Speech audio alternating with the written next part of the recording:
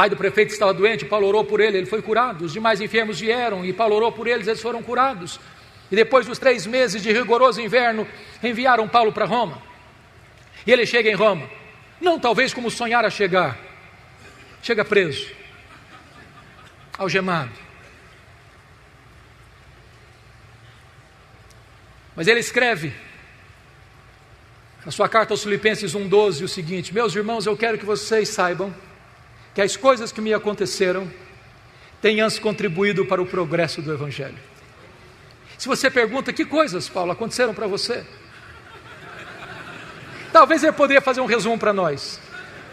Eu fui perseguido em Damasco, eu fui rejeitado em Jerusalém, eu fui esquecido em Tarso, eu fui apedrejado em Listra, eu fui preso e açoitado em Filipos, eu fui escorraçado em Tessalônica, eu fui enxotado de Bereia, eu fui chamado de tagarela em Atenas, eu fui chamado de impostor em Corinto, eu enfrentei feras em Éfeso, eu fui preso em Jerusalém, eu fui acusado em Cesareia, eu cheguei em Roma preso e algemado. Mas eu quero que vocês saibam que as coisas que me aconteceram têm antes contribuído para o progresso do Evangelho. Este homem não crê em acaso, este homem não crê em sorte, este homem não crê em azar, este homem não crê em determinismo, este homem não tem medo de sexta-feira 13, este homem não tem medo de olho gordo, este homem sabe que a mão de Deus dirige o seu destino.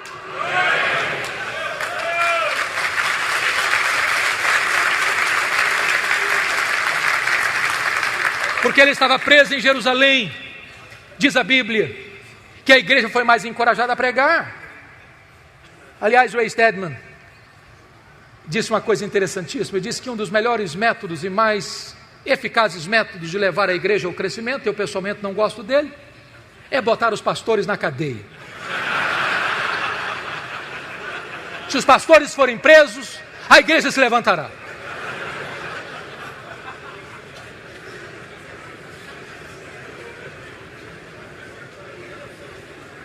Diz Paulo, porque ele estava preso, toda a guarda pretoriana ouviu o Evangelho. E o que era a guarda pretoriana?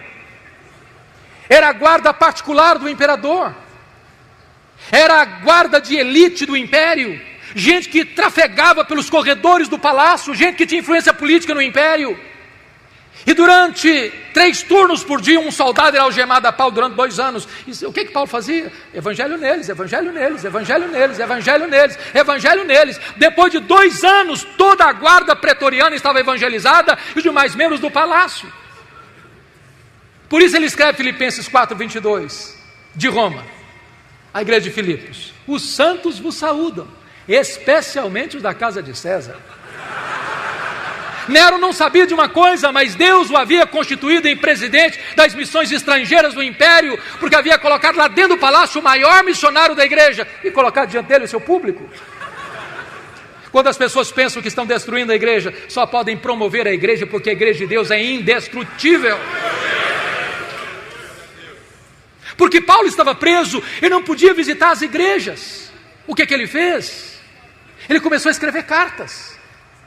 Carta aos Efésios, Filipenses, Colossenses, Filemon, as cartas da primeira prisão. Já parou para pensar nisso? Se Paulo estivesse solto, talvez nós não teríamos estas joias na nossa Bíblia. Quando você pensa que as coisas estão difíceis demais ou complicadas demais, a mão da providência de Deus está agindo. Como disse William Cowper, por trás de cada providência carrancuda, esconde-se uma face sorridente. Desta primeira prisão, Paulo orou para sair, pediu para sair e saiu de fato. Mas não saiu para se aposentar, não saiu para vestir um pijama, não saiu para deitar numa cadeira de balanço. Não há aposentadoria no reino de Deus. Ele saiu para trabalhar, talvez para fazer a 4ª viagem missionária, talvez tenha ido à Espanha, eu não sei.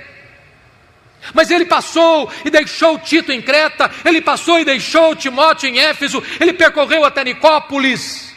Ele está fazendo a obra de Deus, e nesse interregno ele escreve mais 2 cartas, 1 Timóteo e Tito. Só que a política do mundo está mudando. Desde que Nero subiu ao poder em 54, com 17 anos de idade, aqui a situação parecia sombria para os cristãos. 10 anos depois, 9 de julho de 64, segundo alguns historiadores, o próprio imperador Nero pôs fogo na capital do império e subiu para o alto da torre de Mecenas, vestido de ator, assistindo o espetáculo das chamas. 7 noites, 6 dias de incêndio. Quando acabou o incêndio, Dos 14 bairros de Roma, 10 deles tinham sido devastados. Os 4 bairros restantes eram densamente povoados por judeus e cristãos. Isso dá a Nero um bom álibi para botar a culpa do incêndio de Roma nos crentes. E começa uma brutal e sangrenta perseguição contra a igreja. Os crentes são queimados vivos. Mais tarde são jogados nas arenas, enrolados em peles de animais, para os cães morderem, para os touros pisarem, para os leões esfaimados da Líbia devorarem. Mas quanto mais sangue era derramado, mais a igreja crescia. Paulo está solto nesse tempo, procurado e caçado como o maior líder do cristianismo, até que põe a mão em Paulo de novo, talvez em Troade, na casa de Cá.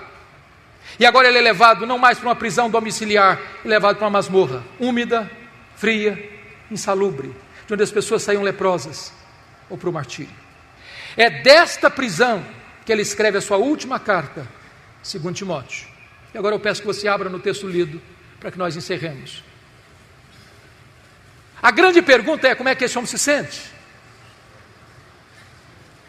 Eu fico pensando que se a vida de Paulo fosse analisada pelas lentes da teologia da prosperidade, ele seria um fracasso total. Está encerrando a vida pobre, velho, cheio de cicatrizes, sem roupa para vestir, abandonado.